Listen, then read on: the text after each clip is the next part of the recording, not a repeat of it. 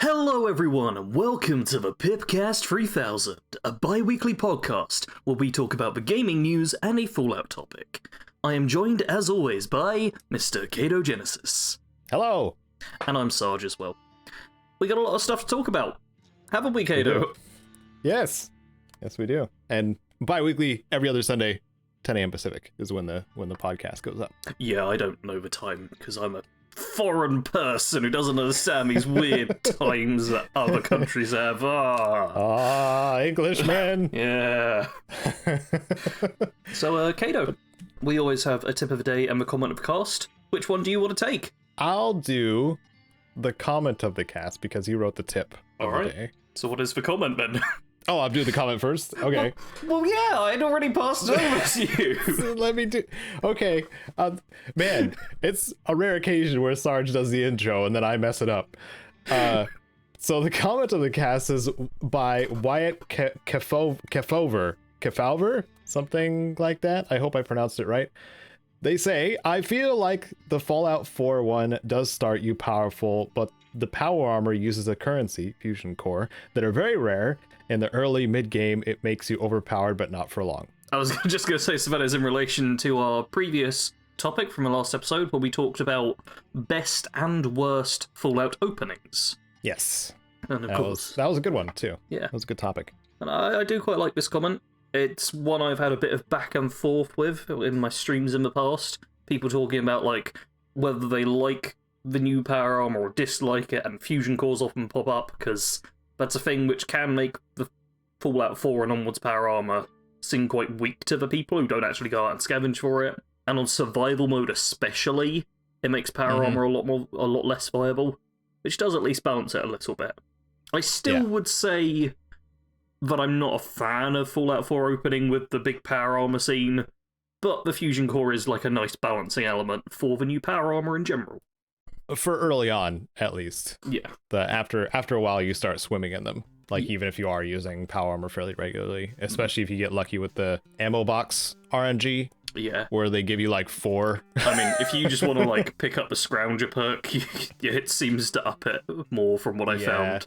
Yeah. It's real so nice. For a time, it does limit you, but it seems like, especially if you've played Fallout 4 prior, it doesn't take very long to... Especially if you know, like, where the fusion reactors are, too, in each area. And they give off enough noise to where you know where they are anyway. Yeah. So, anyway, thank you for the comment, Wyatt. Appreciate it. For anybody else who wants to be the comment of the cast, just leave a comment about the topic or the news or whatever. And we might pick it. So how about the tip, Sarge? So, the tip of the day is that Fallout Boy and Vault Boy are not the same thing. Yeah. Very important and crucial information, which I put as a joke, then did some research on in, like, the pre-recording call, and found out that Vault Boy has been called Fallout Boy by, like, the people who created the Fallout franchise and all of that, so... Yes. I was making a joke about a band I like being vaguely similar to something within the Fallout franchise, and it was like, oh no, real life is also that stupid at points. Yeah. And the whatever boy was used as archetypes, as the 3 archetypes for at least the Fallout 2 play styles as well. There was Stealth Boy, Charisma Boy, and what was the third one? Like Punchy Boy, Exploding Boy. Violent Boy? I don't remember. It wasn't that though. But yeah, they used the 3 archetypes to determine like how their quests were structured. So the player choice was there and how you were approaching each main quest. Nice. So it goes all the way back to the classic games where it's just a whole bunch of confusing whatever word and boy at the end of it. Yeah. What is this, God of War? Oh. Anyway. Your favorite Fallout Boy song, only one that comes to mind for me is Thanks for the Memories. Dance is my favorite. Pretty old one. Yeah, it's a pretty good one too. Yeah. I was listening to it many, many times. Yeah. I'd say Infinity on High is arguably their best album, but I am not dying on that hill. because they have many good albums. They have many albums. And all So of them many. are good. From the three I remember. One of those iconic bands that definitely get stuck in your head if you listen to them. I'm trying to remember the names of the albums now. I'm actually annoyed when I can't. Okay, American Beauty / American Psycho and From Under the Cork Tree were the other two I'm thinking of. American Beauty / American Psycho has, like, great music videos which go in sequence. It's one of the few times I've actually listened to, like, a full album as a full album, rather than my normal thing of, I like this song, and this song. I've just realized... Wait, is it American Beauty, American Psycho, or is it Save Rock and Roll I'm thinking of? I don't... I'm not sure. It's been a long while for me. Yeah. These songs are... Man, these songs are old now.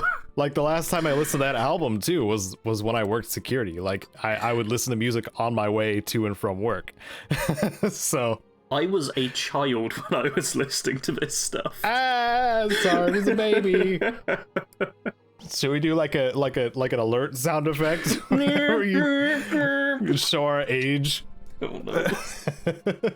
Yeah, that's listen to some 2000s emo bands. Yeah. It's great.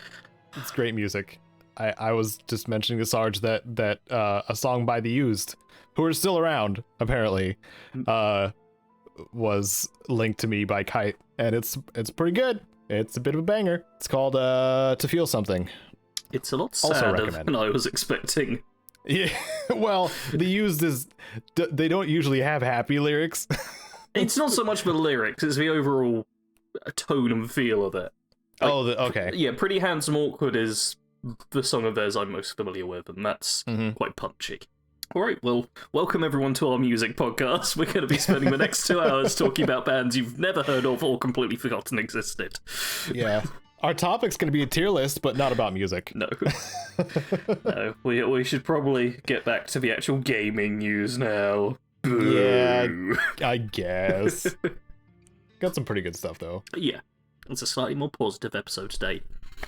And on a positive note for some who hate launchers. Yay! Hey, guess what? The Bethesda launcher is going. It's going to be gone. You know, it's totally because the internet was like, grrr, launchers. I mean, Totally. It's more so because it probably wasn't, like, being used significantly. Because it was only for a percentage of PC players that would use it. They didn't seem to do anything special at all with their launcher. So, No. yeah, the Bethesda launcher will be leaving in April. Yep. So, The Bethesda accounts aren't going anywhere, though. I think that should be specified. That, like, if something is attached to your Bethesda account, like Elder Scrolls Online or Fallout 76, those are just going to be migrated to Steam. The login part, I guess. So don't worry about losing stuff, but you'll also have access to games. You games also as have well, access to the games that you had. Yeah. They'll be able to migrate over to Steam. However, that doesn't start just yet, I don't think. Is it in April that it's starting as well? Or was it March? I can't remember the exact date they put somewhere. It says in April here on the news topic, so... Okay, well, we're getting this news guess. a bit early. Yeah, there's not really much to say, because, yeah, it's just a launcher going. While we were some of the people on the internet who weren't grrr towards launchers, I don't think either of us are particularly bothered by this, because we weren't grrr towards stuff, but we also aren't like, woo, more launchers. We're just like, hey, we like games. Yeah, that's usually my take on it. Yep.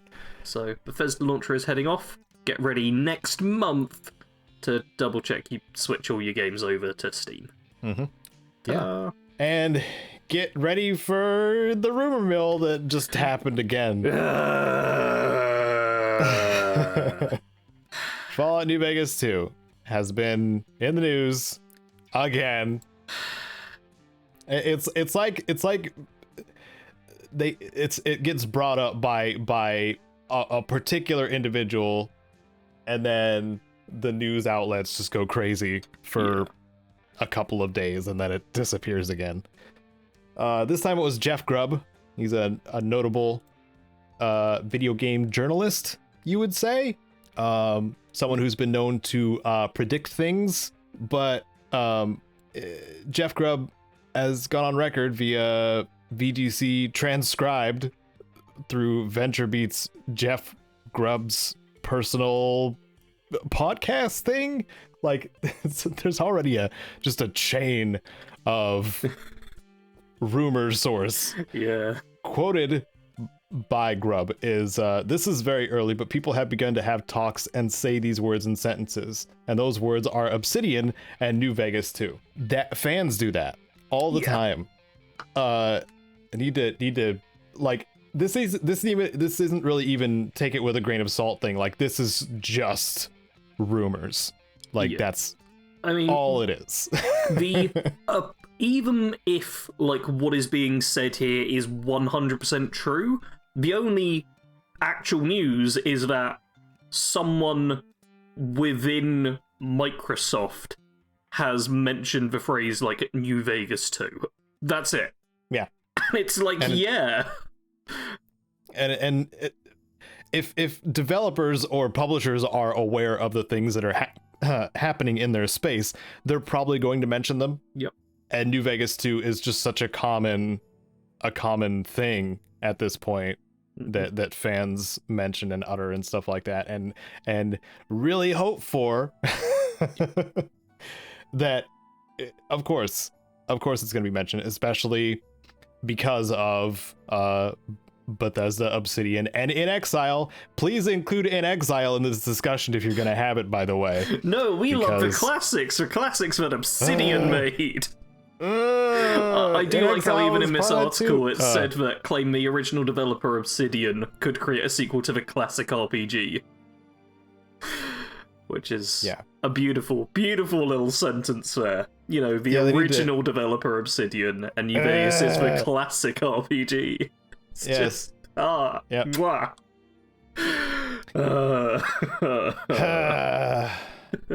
Yeah. In Exile has some original devs too, including the former CEO of Interplay, or Black Isle. Let me actually check that really quick. Brian Fargo, founder of Interplay. Yeah. Founder of Interplay. Very important person to the Fallout franchise, Brian Fargo. So please include In Exile in this discussion, because they've been making amazing post-apoc games too in the Wasteland series. No, we can't acknowledge that. No. Dagnabbit. Yeah, I mean, New Vegas 2 could very well happen. I will say that. Like, it is by no means outside of the realms of possibility. We've in fact talked about it in a video before on my channel. I made a whole video of us discussing it when, like, the acquisition first happened with Microsoft buying Bethesda and Obsidian and a bunch of other stuff. It was like, yeah, it could very well happen in several years' time. But right now, it's just the standard internet hype around it that causes big fans being like, whoa, and everyone else to go, I still don't think it will. I'm pretty sure I've been fairly consistent on that. I don't think it will, because Obsidian has too much on their plate. I mean, I'm still waiting on Avowed. / any news on Avowed. Yeah. It's been a while. Yep. But you haven't hear many people talking about it as well. People don't talk about Avowed or Outer Worlds 2 that much. They're all just like, no, why aren't they making New Vegas 2? It's because they were only announced, but people know New Vegas, so you know there's plenty there to be hyped about. Yeah. Whereas the Outer Worlds didn't even have its own trailer. It was more of a joke trailer, just telling us that it exists. I mean, New Vegas 2 doesn't have a joke trailer or any trailer because it doesn't exist at all. Nope, it doesn't. But it doesn't stop people from making rumors. Yeah. And writing about it. Mm-hmm. Getting those clicks on their news sites. Yep. VGC and other news sites. I'm looking at you. I mean, we're slightly guilty now, I suppose, because we've included it in the PIPCAST. But I will say suppose we are. this was the last thing we added, and I think I suggested that we both kind of groaned a little.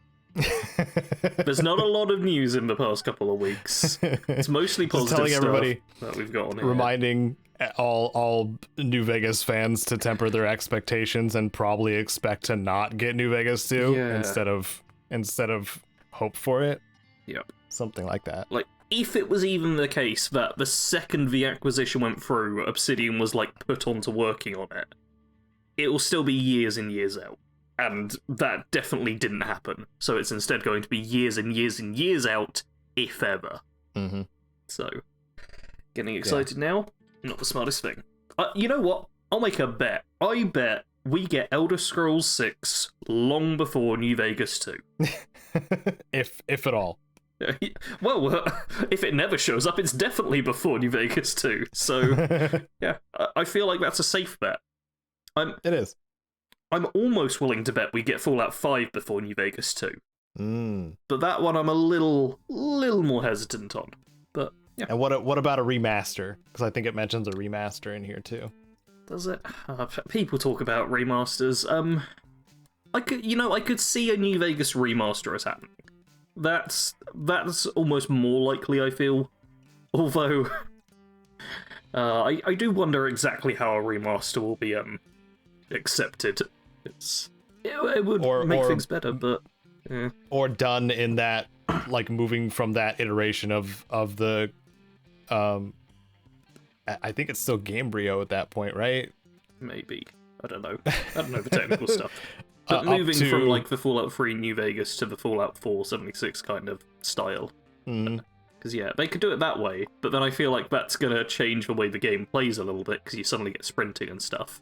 I do think it'll be positive overall, but then the purists might be a little unhappy with it.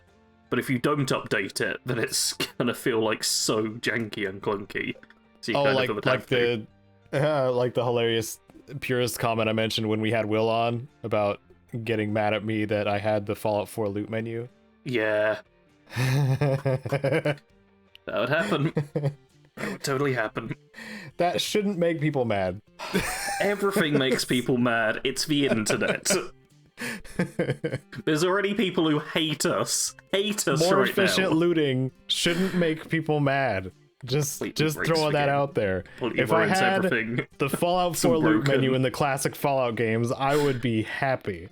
If I didn't have to bring up a whole separate UI every single time to loot containers and my companions and manage inventory.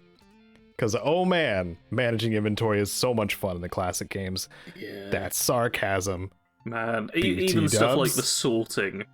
I've been playing a lot of the Fallouts recently, and, like, 3/New Vegas to 4 to 76, there are big jumps in better inventory management on each of those paths. Yeah, and 76 is probably the best. 76 is really good. Like, you don't realize it until you play Fallout 4 again, and you're like, I just picked up something, and it's going to take me like a full minute to find it. You pick up something in 76, it's like, boom, first thing in the new category.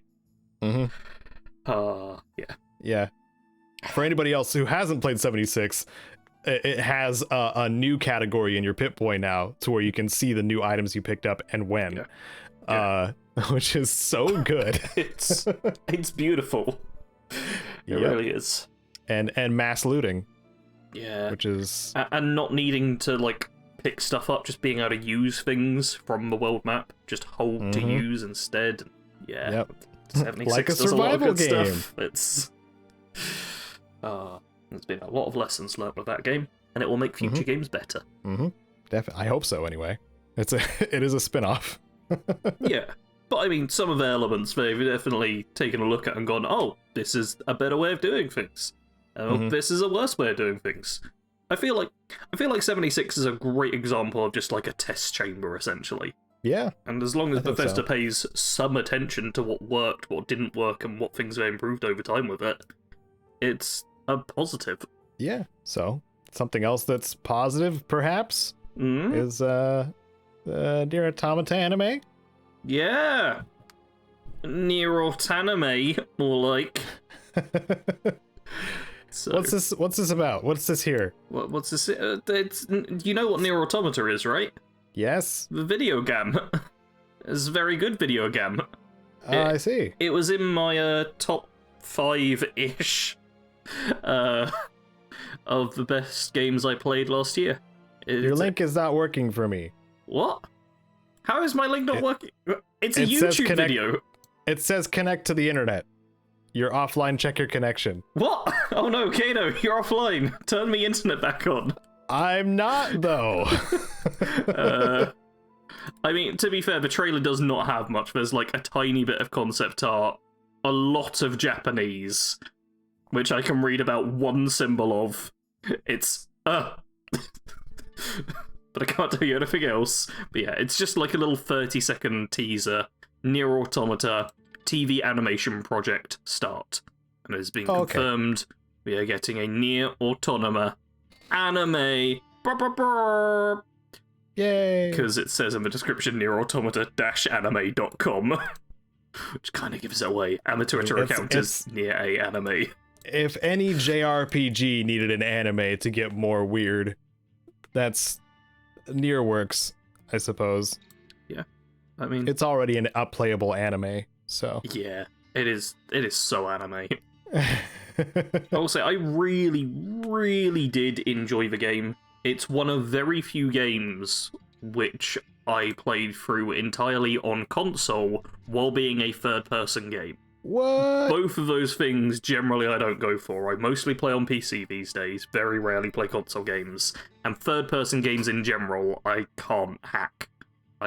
I'm really, really not up to playing them. So when I do actually beat a third-person game, that is because it's one of the best. Mm-hmm. And Nier Automata is definitely one of that. I felt emotions while playing it. What? Yeah. Emotions in video games? It is genuinely so heavy. It is so heavy. It has so many great beats. It mixes things up constantly, but it's very intuitive. It's an amazing game.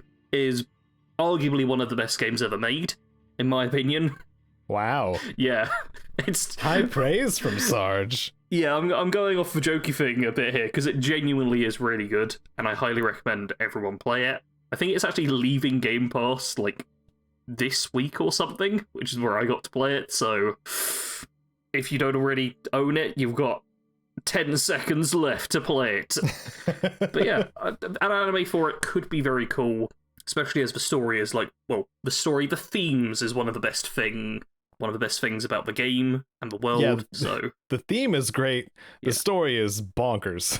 Yeah, I mean, the story makes sense on a beat by beat basic, or pointing, but then you wrap it all up and you go, wait, what? Yep. That's the Yoko Taro game, I'm pretty sure. that's just his games, because like they're all weird. Yeah, all of them are weird. If you go back and play Drakengard, that game's weird. You think it's just a dog fighting with dragons and then going down and doing the Dynasty Warriors thing. There's a lot more to it than that, and it's confusing and ridiculous, but still fun. Yeah, to an extent. So, there's that. Yeah, fingers crossed the anime will be just as fun whenever it comes out.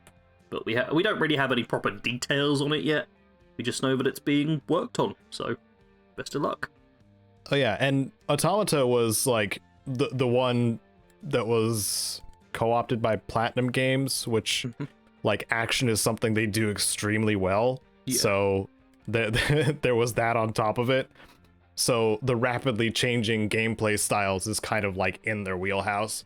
So yeah, play Nier Automata if you want a fun action game with a really wild anime story.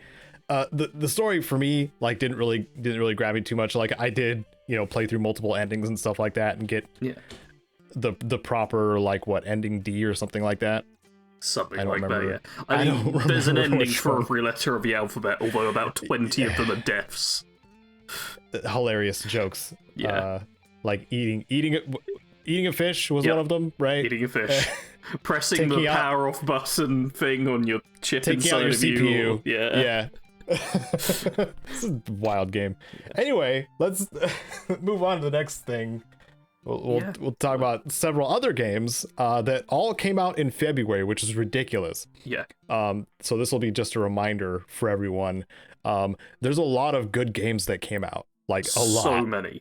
It is genuinely ridiculous how good February was for games, and how they weren't all kind of just similar games.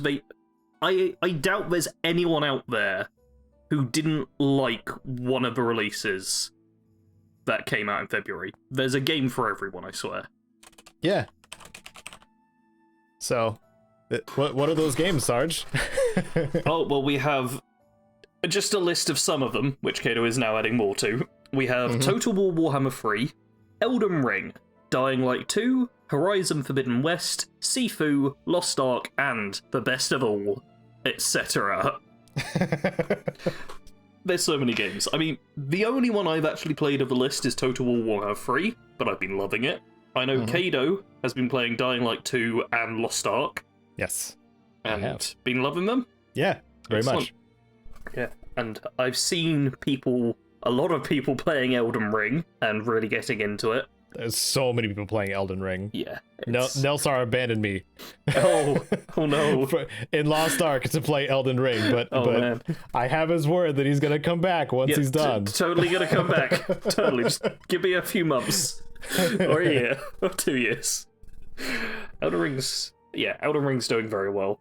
I mean, even I've been a little tempted to pick it up, because it looks like out of the whole Soulsborne genre, it'd be the easiest to kind of grapple with.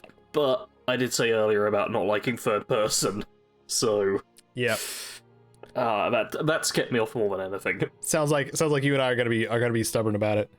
I mean, I've played Dark Souls games before. You have. You've streamed them. Oh god. Never really enjoyed yourself. Never streamed them. No. But I have, like, Dark Souls 3, I got through, like, the first couple of bosses pretty easily, and then just hit the wall right after. And a large part of that is I am no good at third-person games, hence I do not play third-person games. And I've said on multiple occasions that if there was a first-person Dark Souls game, I'd probably get quite into it, because that is the way I like to play my games, in the standard way of the human thing of looking at things where you're looking through your own eyes. That's how I function. Yes. And I think other people will be video game. The good portion of the games I've been playing the last few months have been third-person games. Yeah, it's crazy, man. Yeah, Dying Light 2 is first-person though. Yep, it is. Lots of parkour, zombie killing, fun stuff. But yeah, if you haven't, some of these might be on Game Pass. Did we check that? I am checking it now. I'm not aware of any of them being on Game Pass, but there could be. I know Horizon's not. No. Sifu feels like it could potentially be on Game Pass. It's booting up. Oh, Far Changing Tides is on Game Pass, and that's actually one you like, which you're going to talk about later. that one just came out. Oh, I'm an idiot. Total War Warhammer 3 is on Game Pass. Hey, it's PC Game Pass, to be clear. PC Game Pass. Because you cannot play that game on console. No. It is so micro-intensive. But yeah, that's on there. It's pretty cool. Is Skull a new game? I've seen Skull the Hero Slayer bopping around a fair bit, and I'm not sure if it's new or just came to Game Pass recently. Don't know anything about it. Okay. But yeah, there's definitely like a couple of good new games which have come to Game Pass as well, but most of them you'd actually have to buy. Yeah. Still, tons of good games. Tons of them. Yes. Oh yeah, and I've got confirmation here. Nier Automata leaves Game Pass on the 16th. So you have 10 days before it goes. That's enough time to get like one ending. and then I played for it quite fast. Sorry, one story ending. I did knock it out in a week, but our schedules are also fairly open for completing games. So. I do remember as well, it was during like heatwave time last year. So I was basically just sat there in super light clothing, everything else turned off, and I was just like, cool, Nier Automata for an hour, have a shower, Nier Automata for an hour, have a shower, Nier Automata for an hour, have a shower. That was like my whole schedule for a solid week or two. I'm so sorry, Sarge. It's alright. At least I had a good game. If I didn't have a good game, I would have been so pissed. But yeah. Oh, I bet. But tons of great games came out in February. Hopefully March is going to have some good games. We got Wonderlands at the end of it, and some other stuff released recently, I think. So, probably won't be as good as February, though. It really was a standout month. February is huge. About it. It was ridiculous. Yeah. Before we leap off of this topic, there was something about Total War Warhammer 3 that you were hoping for, right? Yeah. So, Total War Warhammer 3 is clearly the greatest game ever made. I mean, it has to be, right? Yeah. Because it's good. Sure. Ta-da! So, the game started off with, like, 8 playable races, factions. I'm not sure what the actual category is. Let's say 8 playable races. One of them's technically DLC, but if you pre-ordered the game or bought it in the first week or so, you got it as well. But, as is the case with these games, you get more factions, more races added in later.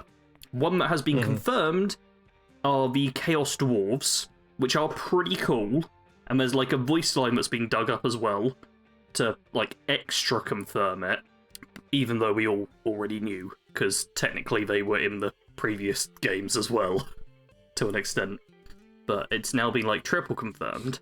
How long should I talk about Chaos Dwarfs for, Caedo? Because I'm going to have to use you as the limiter here, because I will happily spend several hours. I don't know, 5 minutes max. Oh, 5 minutes. Okay, Chaos Dwarves are very, very cool.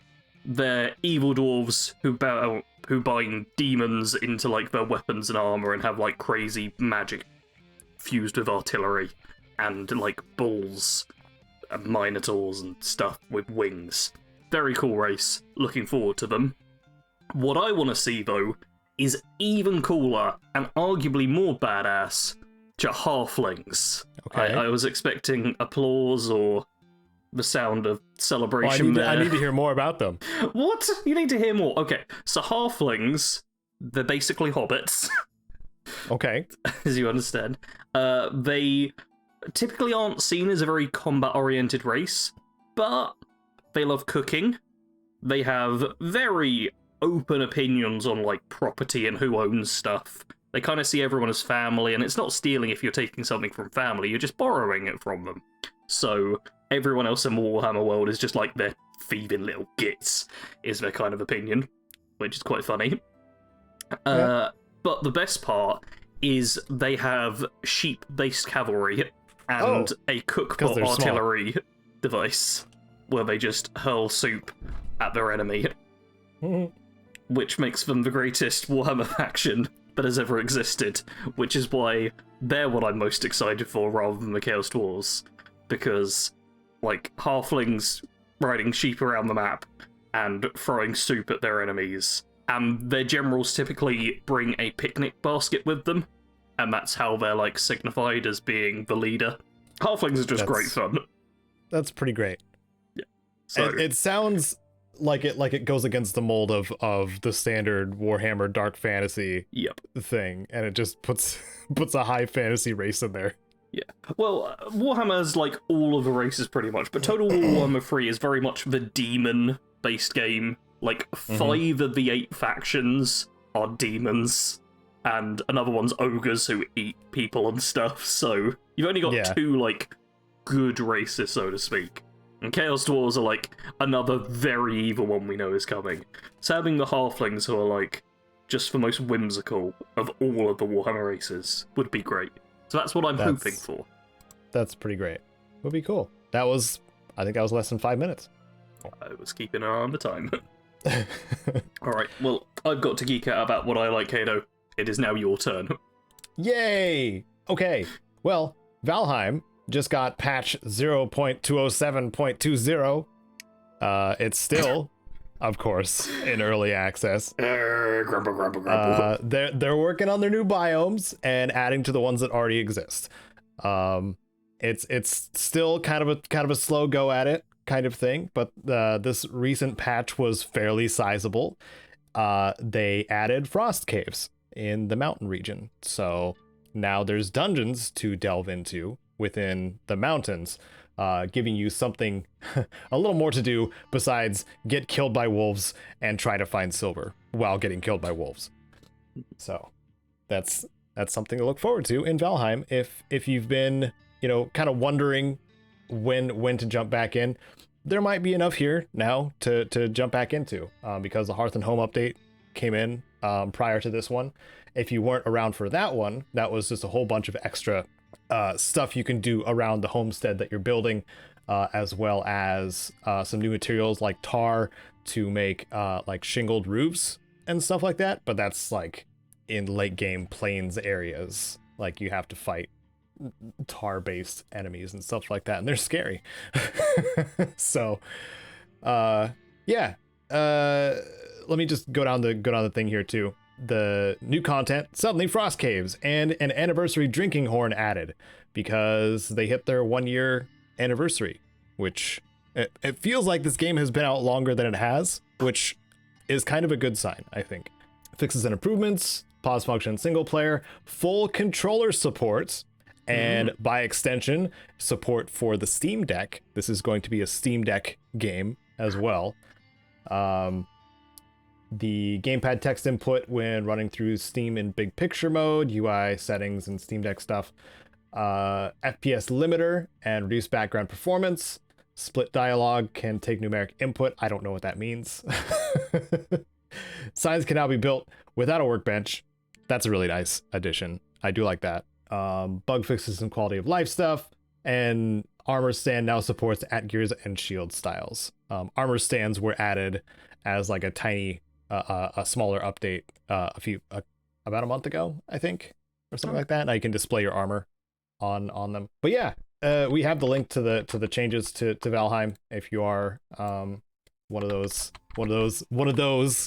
Vikings and survival game players. Give it a look. Might entice you to go back into the game for a little while. Be lost in the place you built and forgot about, probably, which is a situation with me a lot of the time because I have multiple worlds at this point that I load into. Yeah, there's that. Speaking of the Steam Deck, it's out. Ta-da! That was the next news topic, and that's basically it. The Steam Deck is out. There are 3 price points for it. But those that were interested in Steam Decks probably had already ordered them. Probably. First price point is the 64 megabyte, or not megabyte. Wow. 64 gigabyte for $399 USD. The second tier is a 256 gigabyte for $529. That's probably the more recommended mid-range one. It's got an NVMe SSD, faster storage, comes with a carrying case, and exclusive Steam community profile bundle. I don't think most people care about that. It was just one extra fluff thing that they added to it. And then the highest tier is the 512 gigabyte with an NVMe SSD for $649 USD.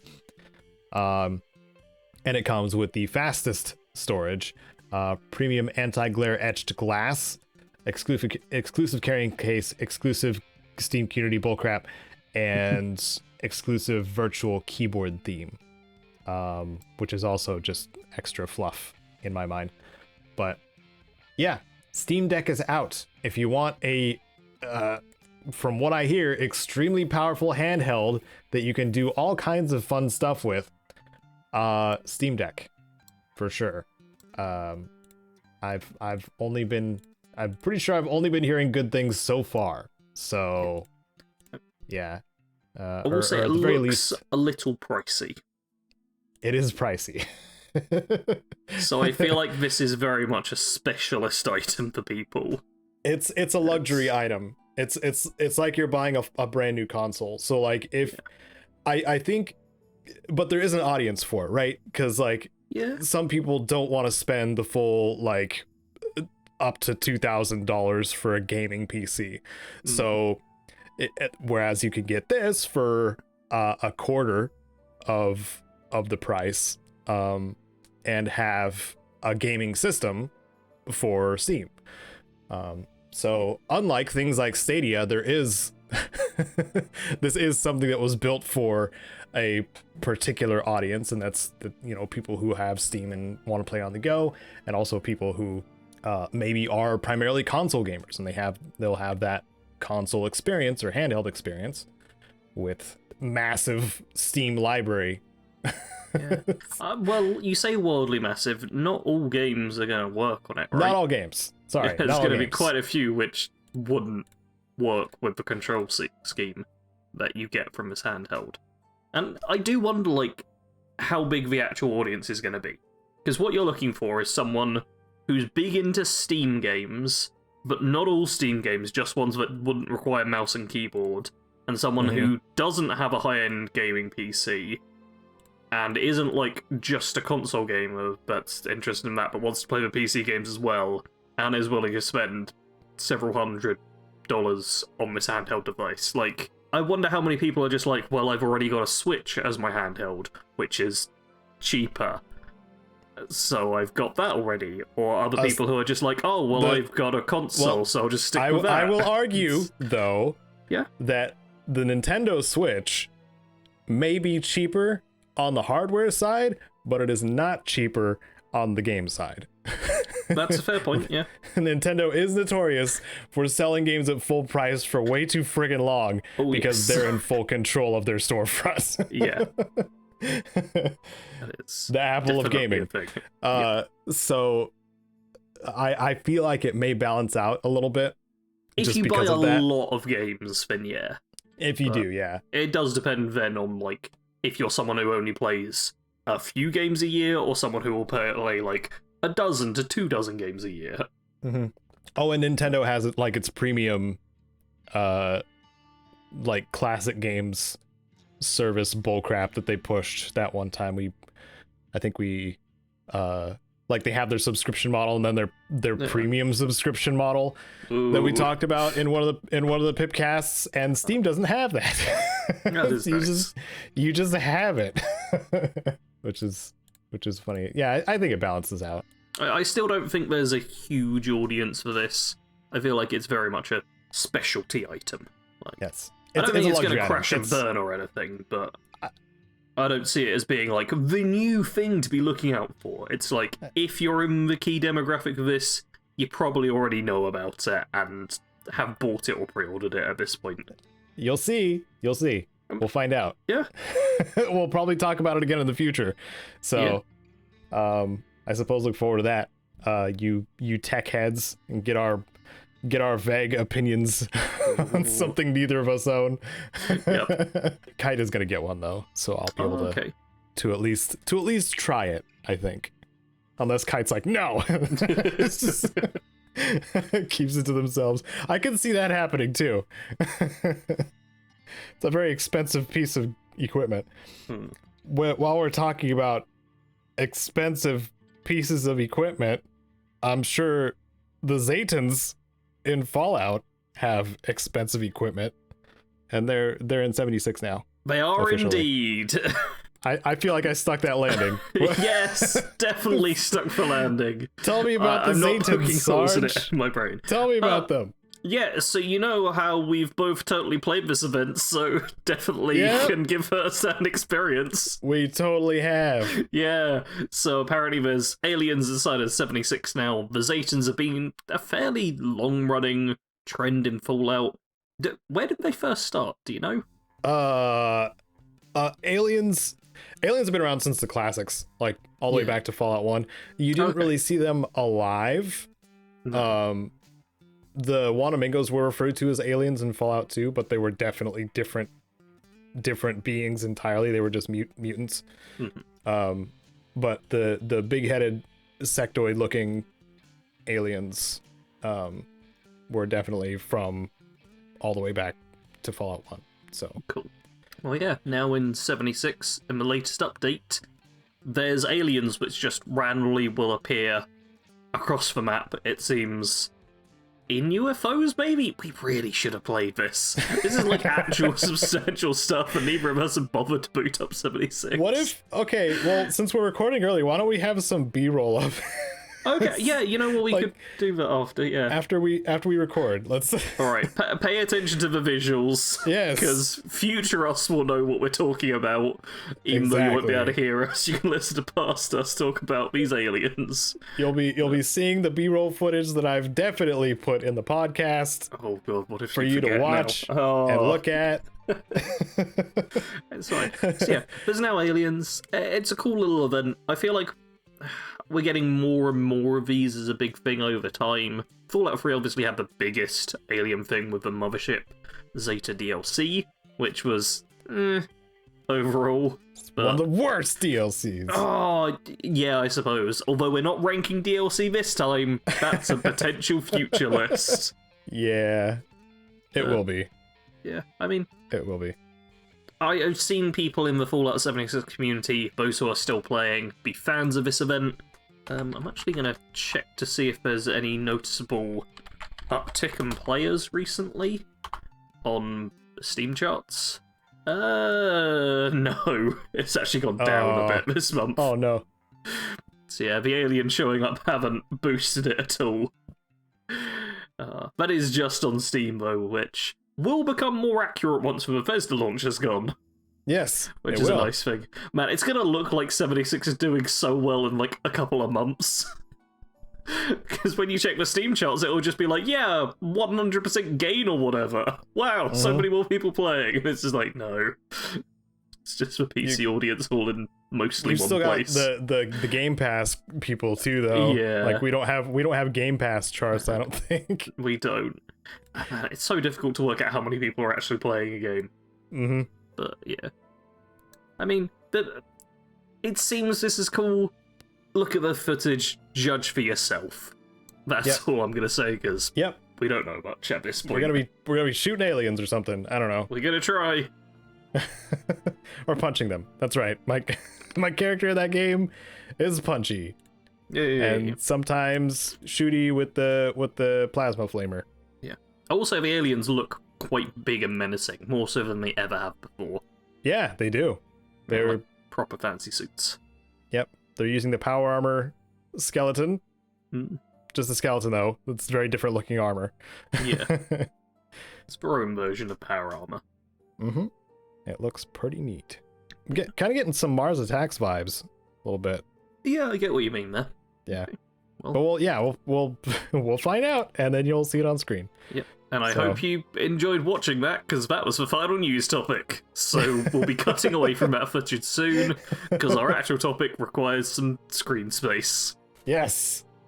So now we're on to tier list mode. Hey, you can see my screen. You can see me moving like Atlanteus around. Sarge is doing his on his end too. I think do you want to just do like consensus? Yeah, same as last time. Just figure it out between us. And then disagree harshly at the very end. And maybe insult each other a little bit. Oh, that sounds fun. Yeah. Okay. So we're doing the Fallout series antagonists tier list.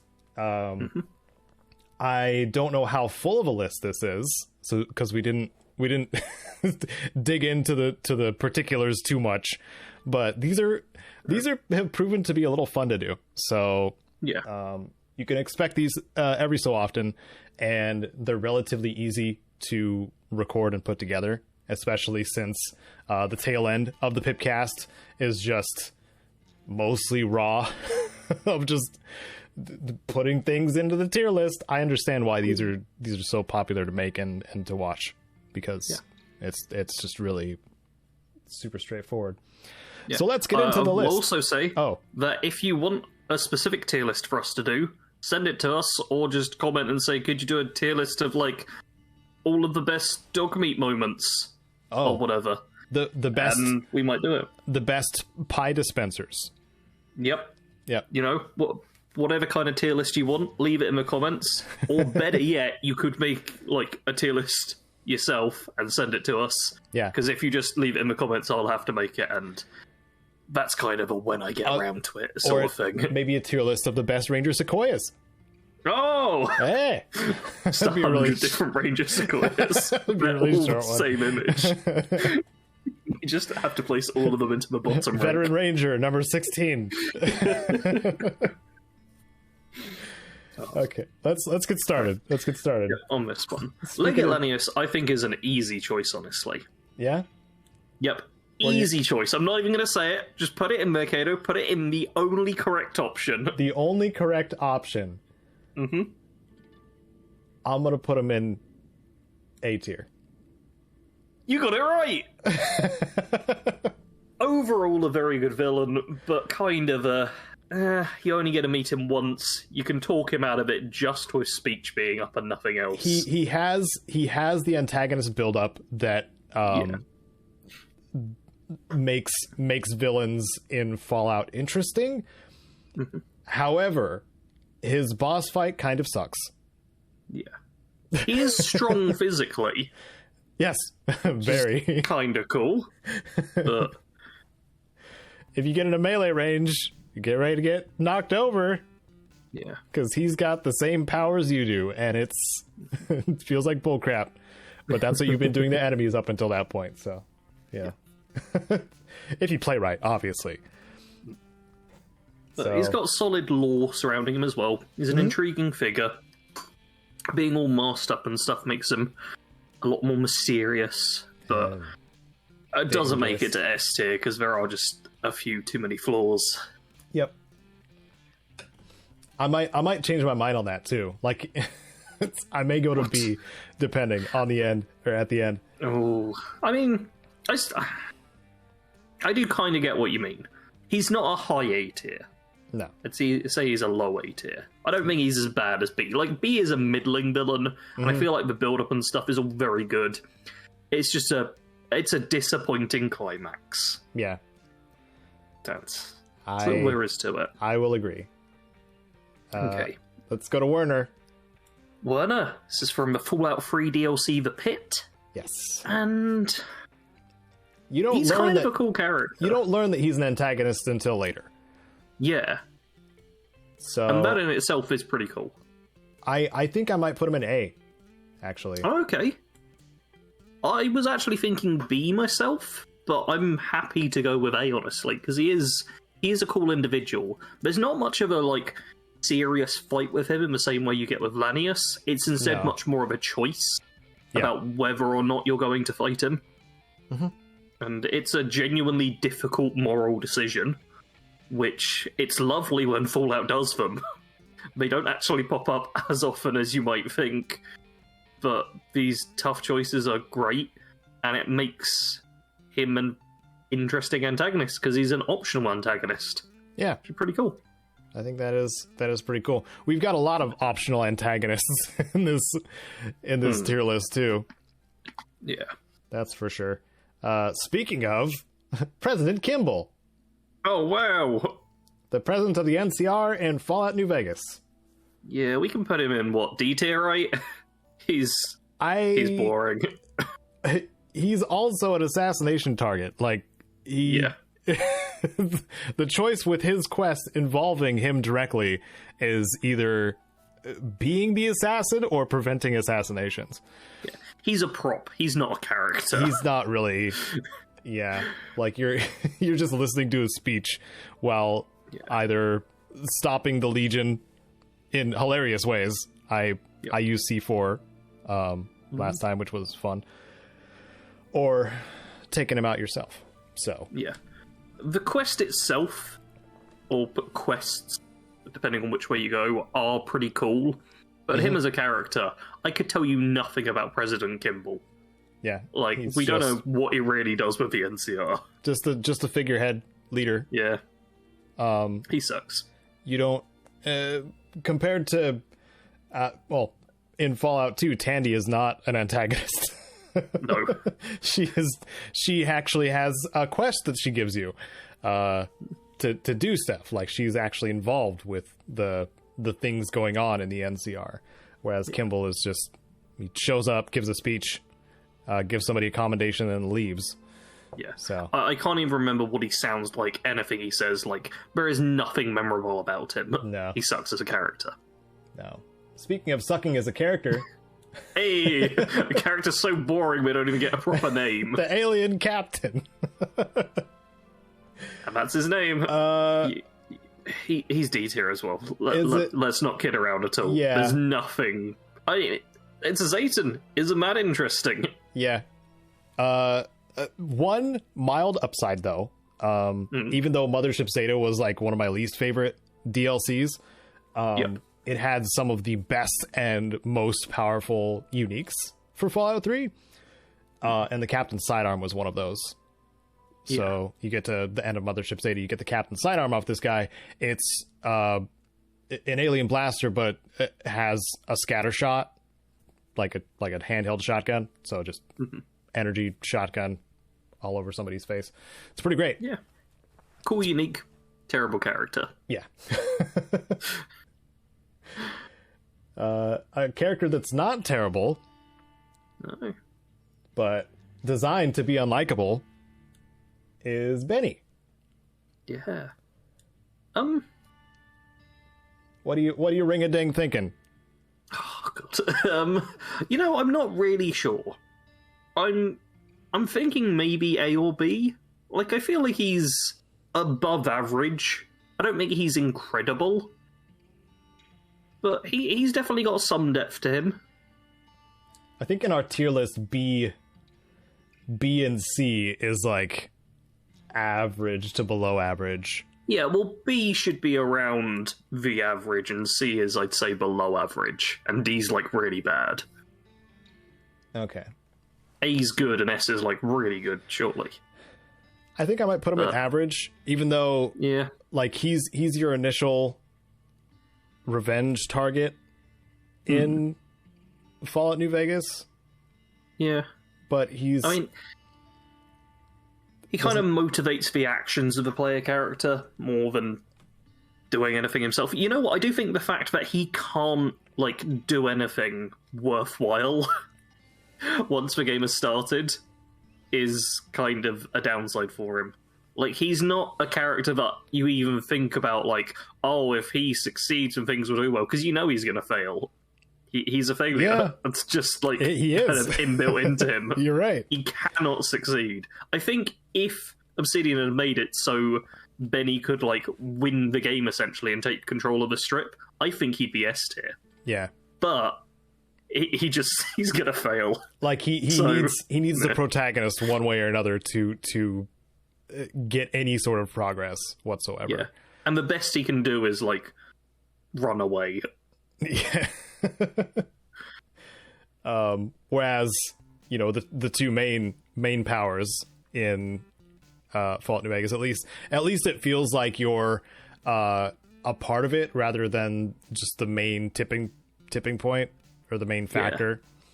Because you obviously still fight the leaders, the field leaders in Fallout New Vegas, but it feels like, you know, there's other people there fighting as well. So Yeah. Oh. B for Benny. B for Benny. Dr. Braun, another B name. Dr. Braun. Yeah. Dr. Braun. I'm not too sure with Dr. Braun. Dr. Braun is all over in Yeah. the newer Fallout games. Like, his lore was used for Vault 52, the Nuclear Winter Vault. Oh, yeah. Yeah. Hey, he kind of gets name-checked a few times, doesn't he? Yes.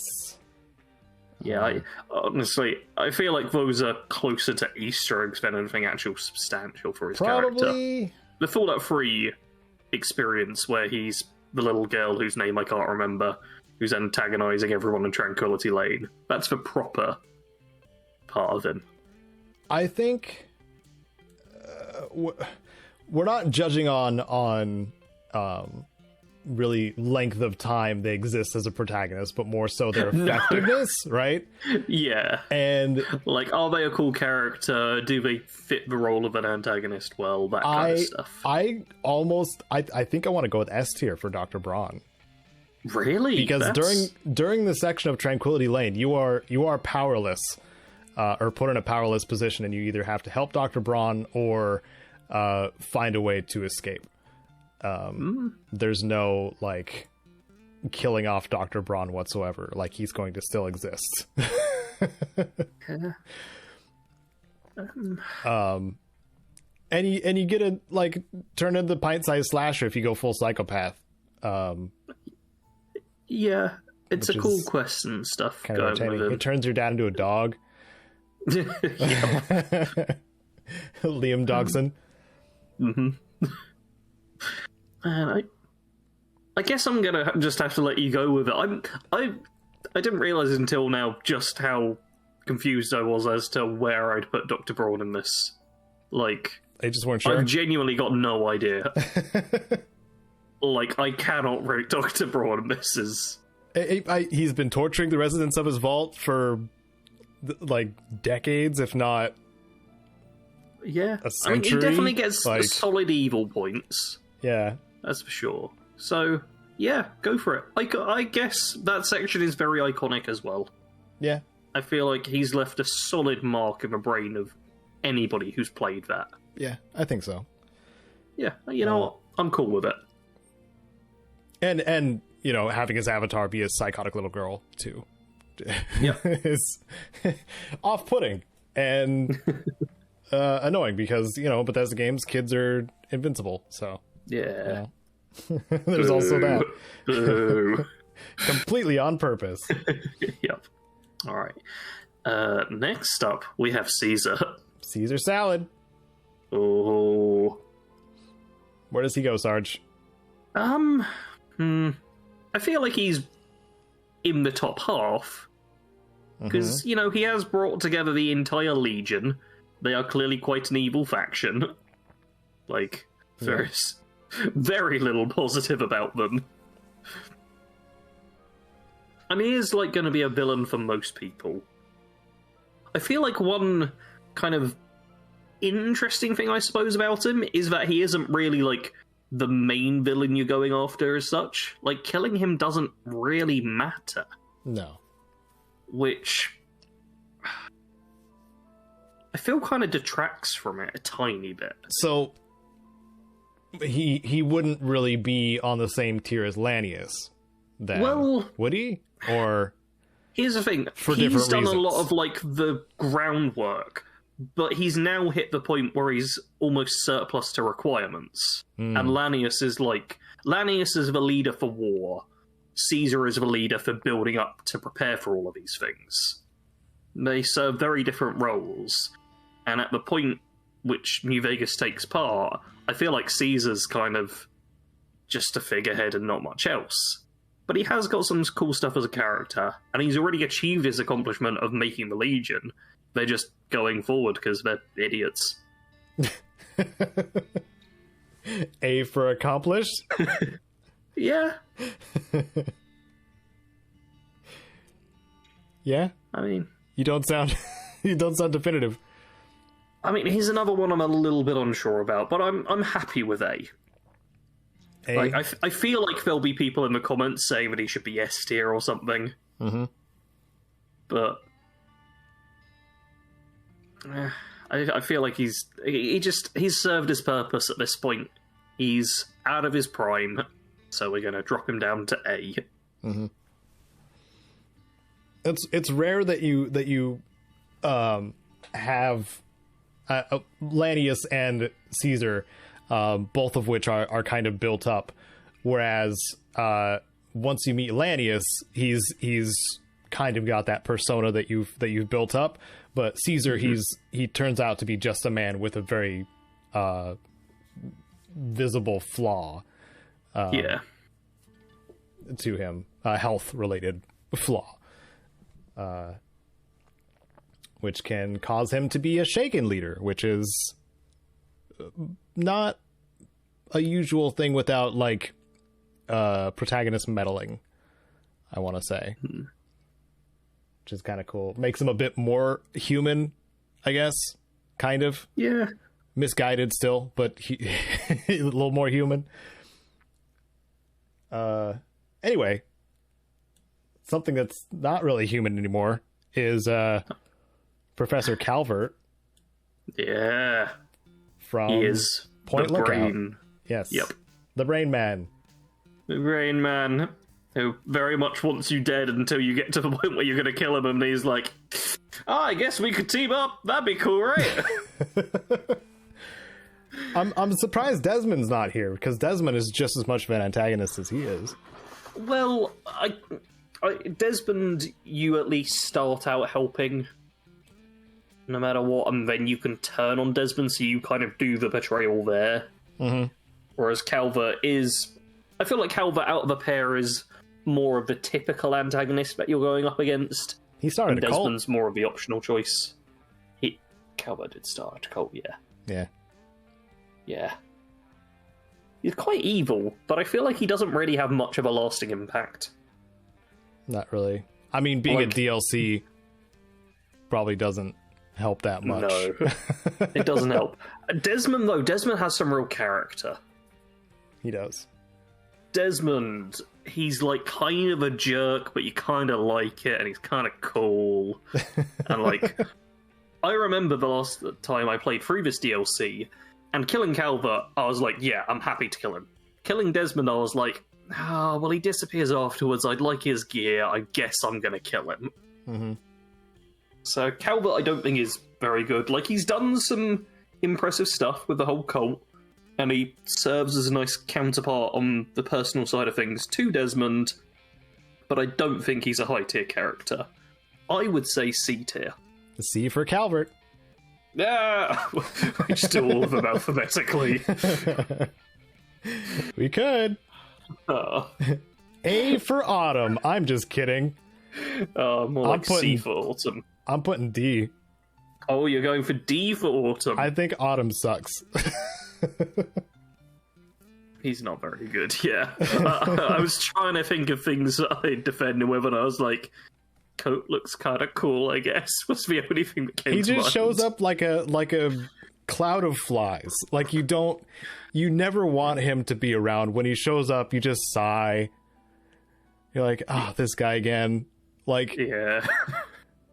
Give me, if he had a presence in, like, if he had like field power armor or something like that, like something that gave him a little more, like, looking like he's in command of a field team, like that would probably help a little bit. His accent is kind of hilarious too, but yeah. And when he does the when you get captured and he does the questioning situation, it made me laugh most of the time. And I don't know if that was the vibe that they were going for. I don't think it was. Maybe I'm wrong here, but I don't know. He feels like a cartoonish villain a little too much, I think. Maybe it's that. And he just doesn't die. Like, no. Takes up until the very end of the main arc of Fallout 3 to actually get an opportunity to kill him. And at that point, you just be like, you're not even worth it. Yeah. Like, you're so weak. Yep. He does kind of suck. Yeah. Well, just throw him in the trash. Yep. And then we can move on to an actual good character. The best antagonist in Sarge's mind, right? Oh, I'm kind of like, I love Kellogg. He's my boyfriend, for anyone who didn't know. Clearly, that's the case here. He is. I think Kellogg has a ton of missed potential. He's an actual somewhat interesting character. Mm-hmm. I think the quests around him limit him a lot more than the actual person he is. So I think in the same way that, like, Kimball had good quests around him, but was a sucky character, Kellogg is a great character with bad quests around him. He's like the inverse of it. So, as a character, I would put Kellogg as S tier. Oh. But I'm wondering if, like, the fact that you have to kill him and that you're kind of just walked through all of his actions and that he does some, like, kind of evil stuff but is flawed, like, I can be argued down to A. I think we should be in the middle with that one, because I would put him at B even, because... What? You have bias. I know this. So I would put him at B because, like you said, there is like no real choice with his encounter. And while he does have the sequences that kind of humanize him quite a bit before you encounter him, I don't think enough was done there, especially when it comes to meeting with the Institute and seeing what the heck went wrong or right or whatever. A lot of missed potential there. So much. The fact he's like kind of a cyborg is pretty cool as well. Yeah, like, and he's like super old and stuff. More cyborgs, dude. Please. Yeah. In Fallout. Like, I can't believe the Institute was just like, well, we can make people, but we can't make cyborgs. What? I mean, technically they did make a cyborg, but then they were like, oh, well, Kellogg's dead now because we let him die, so clearly this project sucks. It's like, no, you idiots. These two are really dumb for the smart faction. They are. They really are. Okay. Well, so we'll go with A. I say Let's go with A. Yeah, compromise for A. Like, could have been S tier. A for compromise. But, yes. Okay. Well, now on to one I'm sure both of us love so much. Yeah. Good old Defender Sibley. You all remember Defender Sibley? I sure don't. Oh, you know how when you were a kid you grew up and you had the Defender Sibley poster on your wall and you used to dress up as him for Halloween? Yep. Remember that that one obscure one-shot Operation Anchorage campaign that seems like a fever dream and everybody dies at the end? Yeah. Sibley was there. Yeah, Sibley is the person who, like, betrays the outcasts who let you in the simulation room and then didn't want you to take stuff, so decides to shoot all of his friends, family, and co-workers. Yep. I mean, he's evil, but he sucks. he's comic book evil to a fault, maybe. Yeah. I don't know. Yeah, he's so irrationally evil. He's like, hey, I don't want this person to take some stuff. And the people are like, no, we said the person could take some stuff. And he's like, okay, I'm going to kill everyone now. Yeah. Like the they just didn't want any loose ends at the end of that story. So it's just like, everybody dies. Everybody dies. You get a bunch of toys. Enjoy. Yeah. Whoop, whoop. So, have you put him in D tier already? Yes, I have. Perfect. Dima.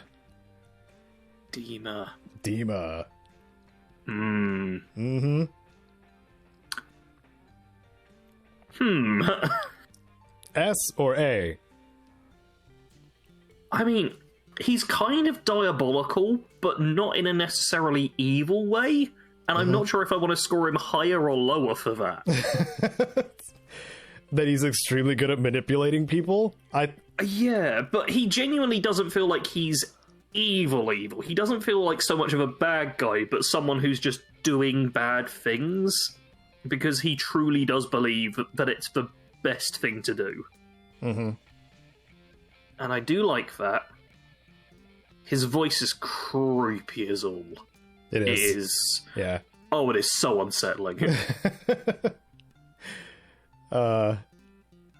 That weird calmness too is scary. Anyway, I'm thinking S for Dima. Yeah, I'm happy to go with S for him. Yeah. For anybody who hasn't played it, it's the Far Harbor, one of the Far Harbor antagonists. Children of Adam got nothing. They got nothing on Dima. Yeah. The High Confessor or whatever. High Confessor Tectus, I think it is. He's not even on this list, but No, he wouldn't be S tier. He's kind of cool. He'd probably be like B tier, maybe. He's got a cool hammer. Yeah. He's got a cool outfit. Cool tattoos. Neat hat. Yeah, but, yeah. Alright, so now we're on to Dr. Klein. Dr. Klein. Part of a think tank from Big MT. It's the, kind of the polar opposite of Dima, I think, in terms of awareness. Yep. He's an evil idiot scientist. An evil idiot. Yeah. Probably doesn't know I mean, well, ethics don't really exist to the think tank. So, let's see. They're responsible for Cazadors and Night Stalkers, both of which are horrifying.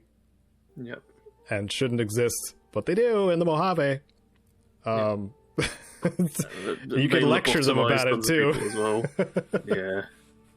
They don't care. I don't think it was Klein specifically that made those experiments, but it was, he's the leader of the think tank, so I still hold him responsible for I feel like we're judging him as kind of the group leader more than anything. Yeah. So I think I might put him in A or B. I'm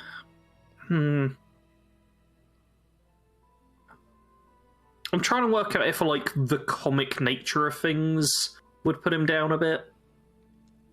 Because like he is a villain, but he's a laughable villain. He's not one you're actually scared of in any way. Yeah. More hilarious. It's not until like the very end where they're just like, we should do something. You brought us all the things we needed. We should kill you. Yeah. But like even when you do actually end up fighting them and stuff, there's like nothing to actually fear from them. They just they die. They make you more powerful by extracting your brain, spine, and heart too. So yeah, that was always a bit weird. Yeah. I say B. B? A strong B. Benny tier. But, yep. I wouldn't quite put him into A tier. Okay. On the other side of Big Mountain, we have Dr. Mobius. Mobius! The Mentats Popper. Who, I'm not even sure if he's, like, properly an antagonist. No? He's an antagonist for the think tank. Yeah, that's the thing. He's an antagonist to a bunch of antagonists. Like, if anything, he's a crazy person trying to do the right thing in the craziest way possible. Which is, of course, Robo-Scorpions. I almost wish we were in the editing mode so we could make a new tier just for him. Because Forbidden! I genuinely don't think he's an antagonist, so I don't know where to put him on the list now. No, why don't we just put him in the same B tier? Okay. Just pop him with his old buddy / enemy. Yep. Alright. It's the sad old man when you show up. Yeah. Speaking of sad old men, it's Father Elijah. Really aggressive sad old men. Yeah. Aggressive, crazy, sad old men who are like, I must get into a casino. Well, for antagonist build-up, he's got a pretty good one too, thanks to the Brotherhood of Steel and Veronica. Yep. In Fallout New Vegas. I don't think does Boone talks about the leadership between NCR and Legion a little bit. I mean, he just hates Legion, so there's that. But not to the degree, because Father Elijah was Veronica's mentor too, which is kind of a big deal. Humanizes him a little bit before you see the psychopath that he turned into. Yeah. I mean, the fact that he, like, puts a bomb collar on your neck and the neck of tons of other people and is constantly kidnapping people, and there's evidence of so many corpses which shows that he's just willing to sacrifice so much life to achieve his goal. Yeah. And then when you do get down there, he just goes super evil and is like, yep, I'm gonna kill you, now you die. Yeah. He's, like, proper evil. He is untouchable until right at the end, and even then it's not always the best idea to go and kill him. Like, I think he's a really well-done villain, and I'd be happy to put him in S tier. Yeah. Good argument. Also, the things in Big Mountain, like he did experiments in Big Mountain, torturing others further. Yeah. to get the technology he needed to go to the Sierra Madre. Yep. And do his thing there. I think that was pretty cool. I like the DLC tie-ins in Fallout New Vegas. I know I've mentioned that before several times, but honestly, I think one of the things New Vegas did best was DLC. Yeah, for Besides, well, story DLC. Their other DLC, I think, kind of sucked. He did get like a lot of the Brotherhood slaughtered too at the Helios 1 thing. So yeah, there is. Man, I wonder what his kill count's up to. Gotta be pretty high. His friendlies kill count? just in general. Oh, kill count counting on... everyone the same. Oh, okay, cool. Yeah, just the total number. Hundreds, thousands, millions. No. Okay, well, next one is going to be much lower with General Oliver. General Oliver doesn't help that he's not really a bad dude. He's just an NCR leader. Yeah. A B tier, maybe. I mean, I'd have put him in C tier. I mean, just as a character overall, he's kind of boring and dull. Yeah, I guess that's true. And he shows up at the end. Like, I wouldn't put him in D tier. Well, he's really not much of an antagonist. It is only if you're there. C tier because he can chuck him off the dam and it's hilarious. Okay, C for chuck off. C for chucking. Yep. Alright. Got another New Vegas one with Mr. House. Mm-hmm. New Vegas has a lot of like potential antagonists. Yeah, a lot of them. Evil mastermind. Somewhat evil mastermind. With robot servants. Yeah. Like, he's not evil. He's just kind of like, I want to be in charge. I'm not going to kill everyone to make sure I'll be in charge, but I'm happy for people to die for me to be in charge. Wants to be the de facto leader of the strip. And have control of the dam and all-powerful police state type of thing. I mean, that's fairly similar to what the NCR was going to do, so... Yeah. When I say it out loud... It's just the difference of having it controlled by, like, an state government thingy or just a dude. Mm-hmm.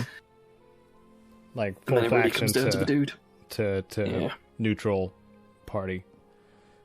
Yeah. He's a cool character. I think that much we can agree on. It's almost like how much of an antagonist are we rating him as? I want to put him in the B tier, probably in the middle. Yeah, I'd be happy with that. The Benny tier. Yep. Because they're both kind of there, kind of suiting their own ends. Yeah. I'm happy with it. All right. They both now want we the have the platinum section. chip. Yeah. we got the section now where I take a quick nap while Caedo ranks a few classic characters. Oh, come on, Sarge. You know some of these. I mean, the Lieutenant, I swear you just kill him or walk past him, right? Yeah, pretty much. Okay. Lieutenant, D tier. No. Well, okay, no, he's voiced by Tony J, C tier. What? I mean, I feel like I should argue that voice actor alone shouldn't be enough. He's got a good evil voice. Okay. So does he do an evil laugh? Yeah, you know. I think so. I think he does. Or very very close to an evil like snicker or something. I'll allow it then. Okay. Right. And he is the one. I think this is where Fallout 3 got the inspiration for the Colonel Autumn, like asking you where to give him the codes and stuff like that, because Lieutenant does something similar where he asks you where your vault is, and he tries to beat it out of you, basically. Okay. Which is a very evil mastermind thing to do. Yeah, interrogations. Pretty evil. Interrogations, that's the word I was looking for. Immersion. Yep. Okay, well, on to Morpheus now then. Frickin' Morpheus. He holds the key to downstairs. That's a D. Oh, okay. He's not. At least I think so. Yeah. I assumed he'd be in charge of, like, the whole... Pretty sure. Church of a Cathedral? What are they called? the Children of the Cathedral, I think. Children of the Cathedral is the name. Or the Unity cult, whatever you want to call it. Yeah. He's the figurehead for the humanoid front of the Master's army, or the human front of the Master's army. But it's so short-lived, and he is specifically just a means to an end to get to the basement to take care of the Master. Like, it's you just need to get the key off of him, and then you just go about your business. All right, nothing good from him then. No, it's just it's boring. Frank Horrigan. This is a good one, at least. Anything besides S tier is incorrect. I'm happy for S tier. He is literally iconic. Yeah, he is iconic. You see a screen cap of him, you're just like, oh, that's Frank Horrigan. Like, anybody who's versed in Fallout whatsoever is gonna be just like, oh yeah, I know that guy. I know who that is. Yeah, I've barely gone anywhere in Fallout 2. And I know the Frank Horrigan fight pretty well, just through like second-hand and third-hand stuff. Yep. It is big, good stuff. And I've said this multiple times, he has the best build-up of most Fallout villains, where you get a little tease of him existing, and then you don't see him until late into the game. And that build-up, you're just creating this image in your mind about the Enclave and having this looming shadow of this dude who you're probably going to fight. This is great. It's good. No, I'm gonna say it. He was the high point for the Enclave. They've been a disappointment ever since. Oh, wow. Yeah. Take that, Enclave fans. That's pretty accurate, though. Yeah. All right. Wow, an equally iconic character whose name I totally knew before Caedo mentioned it is President Richardson. President Richardson. He's more just like a caricature of previous U.S. presidents. So, or like just satire on former U.S. presidents. So I would probably put him probably in B or C. I think. C. We're not going as high as B. Okay. I think he's about lieutenant level. Yeah, he does exposit what his plan is with the FEV and stuff like that. Doesn't really have much build up. Like, you can do that call with the comms officer in the Gecko power plant, and then he's the one that blurts out to you that, oh, the president of the United States still exists, or what's left of them, and you're just like, oh, the what now? I'm a dumb tribal. What does that mean?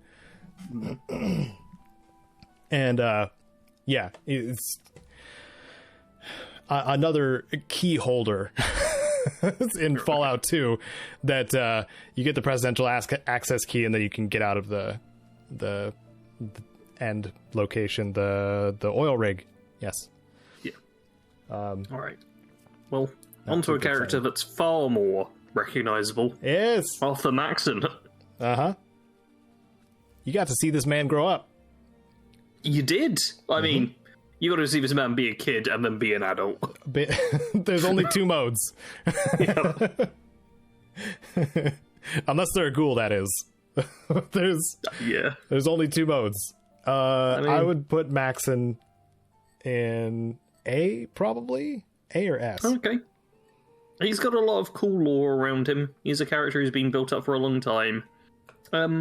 His actual villain status is a bit questionable, depending on which ending you go for with Fallout 4, obviously. I like that it's kind of ambiguous in that sense, because there's very clear line of people that like absolutely hate Maxon and want his coat, and then there's the ones that are just like, yeah, Maxon's a pretty good leader. It's pretty cool. Yeah. And I think that makes him kind of a good villain to whatever his opposition is, basically. I don't know. That's kind of my take. Yeah, I'd agree. Yeah. So A tier? S tier? And You're my coin flip, Sarge. yeah, I mean, I feel like I'm gonna go A. A? I'm gonna be a little bit harsh and go A. Okay. It's either be generous and go S or be harsh and go A. Mm-hmm. Like, he's high on one, low on the other, so go with A. Right. Desdemona now? Mm-hmm. Who? Yeah, I mean, it's a toss-up between C or D. She's the leader of a railroad for anyone who's actually forgotten entirely who she is. She, like, questions you a bit when you first show up after solving the puzzle that they left for people to find them, and is like, how could you find us? It's not a puzzle. If you know how to spell railroad, it's not a puzzle. I didn't say it was a tough puzzle. It's a path to follow and some letters. Yeah, the letters aren't in order, right? And you have to spin a thing. There are some puzzle elements to it. It's just not at all difficult. Mm-hmm. But yeah, she Props. dies pretty easy. Yep, she does. You just shoot her. Bang. Dead. Yep. So, C You're tier? the coin flip this time, Caedo. Okay, C go tier. with C. I'll put her in D tier, actually. Okay, D tier. Alright, well now, Fallout 4 DLC character in The Mechanist. This is specifically Isabella Cruz, I believe. I think is her name, if I'm recalling correctly. From Fallout 4, as opposed to the Fallout 3 version, where she got her inspiration from. And disappointingly, there is no antagonist on the antagonists tier list. You just said there's no antagonist on the antagonist tier list, so you mean there's no antagonizer Antagonizer. on the antagonist tier list? That, yes. Antagonist, the ant lady. Yeah, no ant lady. Because this is just a Fallout 4 character from here. You know what, though? She is a somewhat interesting villain, because she's someone who is fully believing that she is the hero, and is doing the right thing, but is actually slaughtering tons of, like, caravans and stuff by accident. Yep. Which is quite fun. Makes her interesting, because it's having a villain who believes they're the hero, being able to talk her down as well after explaining it, shows that she's not really evil, which is kind of nice. Yeah. I'd say mid to high. I'll do B. B, I'm happy with B. Isabella Cruz. Father Sean. It's your child. Dun, dun, dun. Oh, that groan. Go ahead, Caedo. Come on, speak your piece. The long sigh personified. I'll put him in C. Okay, no discussion needed. I'm not going to argue that. I've justified it so many times, dude. The Institute's a cool idea, and if I was in charge, it would have been an amazing faction. And by that I do mean if I was the person in charge of the Institute itself. Or if Kellogg was in charge, how about that? Oh, that would have been kind of cool. Kind of cool with. I feel like he's not really a manager type. He is someone who gets down and dirty, gets stuff That would have been more hilarious, I actually, like to it. watch it crash and burn. I would. All right. Well, we've got the other side to Werner now, in the form of Asher, Yes. Asher. ex-Brotherhood member turned raider, like overseeing the pit. He's got cool lore around him. He's got a very cool-looking suit of power armor. He does. He's Probably one of the coolest. Yeah. He's like an evil person doing bad things because he believes it will be good in the long run, which is nice. Not just cartoony comic book evil. Like, I like him. yeah. Yeah. Good. I like this antagonist. Yeah. He's so bad. He's so great. Yeah, But he's bad. multi-dimensional, yet still clearly quite a bad guy, working with some raiders. And this was... Fallout 3 was still a time where raiders were the bad guys. Like... But yeah, I already put him in S tier. Okay, wow. Okay, S tier. All right. Let's drop it down again. To what's his name again? General Zheng Wei. Yep, General Zheng Wei. We going with D tier here? Yeah. I mean, he's not even real. He's not. He's a simulation. He's a fake character inside of a fake world. That's true. Yep. It's a whole historical representation. Yeah. Probably a quite flawed one, too.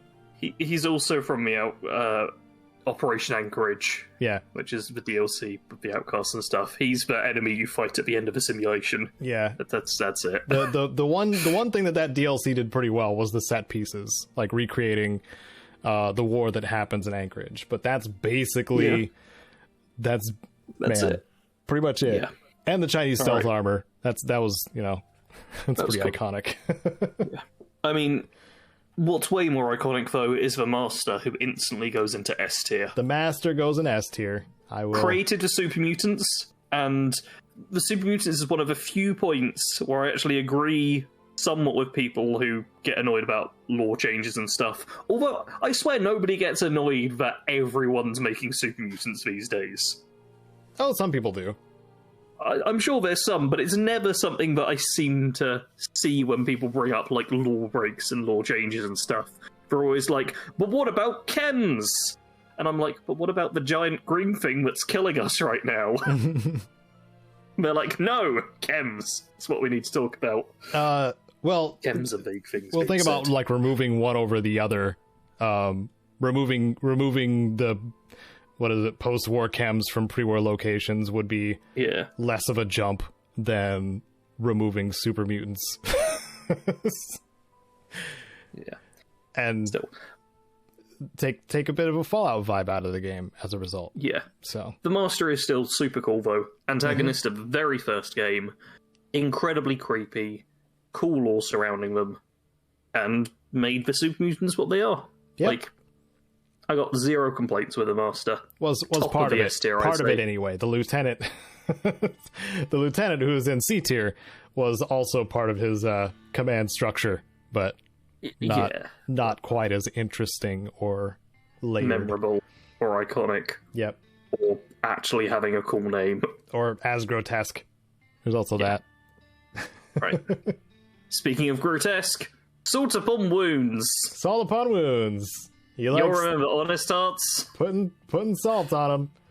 Nom nom nom. Yeah. C or D, I feel, are the only two options. He gets talked about as a horrifying monster. Does he now? I can't remember any of that, honestly. Yeah, it's pretty boring. Yeah. Honest Hearts is pretty boring. Yep, it's a bet. You know, I praised New Vegas DLC earlier, but Honest Hearts does kind of suck. Honest Hearts New Vegas did DLC really well, one. Except for the non-story ones and Honest Hearts, which basically means New Vegas did half its DLC really well. Yes, that is an accurate statement. All right, which one are you gonna throw him in? Go ahead. Put him in D. All right. Well. A better New Vegas DLC antagonist is Ulysses. Yes. Who a lot of people really like. Yes. Like, there's a lot of love for this guy. I think he's a little bit overrated, but I still agree. think he's good. I agree. A little overrated. The first time, I would put him A or S. Okay. Probably leaning more towards S if you're encountering Ulysses in person for the first time. Mm-hmm. But once you start doing the DLC multiple times, his voice drones on and on and on and on and keeps going, and you just want him to the sound of his own voice. You just want him to shut up. You just want him to shut up by the end. Yeah, I do remember playing through that DLC on the stream and just Especially because I wanted to like have everyone listen to it because people love Ulysses so much. So I was like, "Yep, gotta listen to like, it." But... like especially if you're doing a performance or doing a live stream or something like that, like he will talk over you for a good chunk of it. Yeah. Or you'll have to talk over him. So yep. Monologues way too much. So that is definitely some negative points for him. I will say his ideology as well seems a little half-baked. Yeah. Like, he kind of brings up points, but I feel like he doesn't fully land with them. It's not... He doesn't feel like he's got a fully formed idea. He's just like, yes, and I'm gonna nuke things because flags, nations, they'll fail, and... It feels like his thread wasn't fully tied off at the end. Yeah. So, A or B? You know what? Let's have the internet like us today and put him in A. Okay. That's all you're getting, internet. Ulysses in A. He's still decent, so... Yeah. A for Ulysses. Alright, and the final one we're ending on is President Eden. President I'm gonna say... Eden. You know what? He might be the best of a trio of presidents we've had in this list. Yeah. I can agree with that. I feel like he's more interesting of a character than Richardson Kimball. I'm gonna put him in B, I think. Yeah, B I'm happy with. Like, he's kind of cool, but he's not great. No.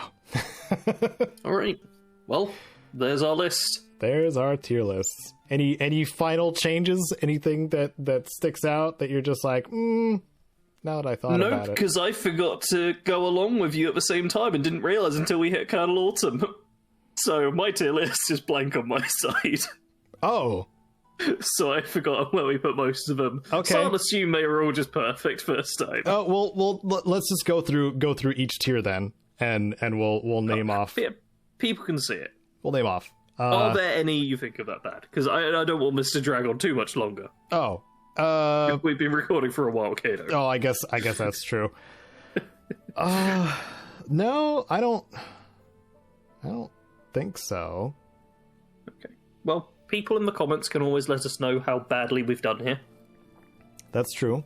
Do shout at us and become a comment of the cast if there's something just glaringly wrong with with the opinion that we have on these antagonists. Yes. So gotta stop having wrong opinions. You should only have the right opinions from now on. Only right opinions all the time. Yeah. So now that we've done this, do you want to do a what are we playing real quick? Just a quick one. A quick one. Okay. So what have you been playing, Sarge? As mentioned earlier, I've been playing some Total War Warhammer 3, which has been quite a bit of fun, especially because a few of the legendary lords I actually know about in, like, the lore of Warhammer.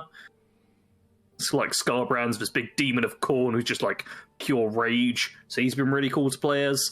Has been a little disappointing playing as the legendary lords who I know basically nothing about, because I'm just, like, I don't have a link to them, but still, overall, fun game. I also put out recently on my channel my final Skyrim build. I am done with Skyrim builds now. There are 75 of them. So 75 many. Skyrim character builds. So all of the people who commented being like, oh, why don't you make more? Watch one of the 74 other ones. But yeah, I made a Skyrim Anniversary Edition build who just does thousands and thousands of points of damage and is kind of broken without really actual glitches and exploits. Super broken. It was ridiculous. Like I mentioned in the video that I stopped bothering with the stealth archer and kind of went to the combat archer gameplay just because the first few clips I recorded were seconds because it was just like, oh, Elder Dragon or whatever's dead in one shot. Sneak one shot. Yep. So yeah, ridiculous character. Mm-hmm. So I've done that. No more Skyrim, and I think it's going to be post next PIPCAST that my secret project actually kicks off. So no hints on that yet. But final point I want to say is I 100%ed got every single achievement for Final Fantasy 1 Pixel Remaster. Yeah. Bunch of fun with it. Really enjoyed it. Only did a little bit of like browsing walkthroughs to work out where I needed to go next, rather than just going to each location one after the other, and to find out how to play like the hidden puzzle game and locations of a couple of items, which I just managed to miss on. But overall, just had a lot of fun with it. Awesome. It was very good. What about you, Caedo? What about me? Oh, so much Lost Ark. So much. So much. Hundreds of hours. Over 100. I'm afraid to look right now. Thousands of hours. Not thousands. Not yet. Contact me in a year, and then it'll maybe be thousands. But I also did some recording prior to us recording the podcast. I finally had the energy and willpower to continue the Fallout 2 playthrough. I mean, I had to have the episodes scheduled for this month anyway. I can't just stop mid playthrough. What kind of person would do that? I can't believe somebody would do that. Not pointing any fingers except at myself. So I got to like the NCR section, finished that up, as well as Vault 15 section. They're kind of connected in Fallout 2. So I did both of those. So I have most of March's episodes done. So look forward to that, I suppose. Meeting up with some returning characters from Fallout 1 and Fallout New Vegas. So there's that.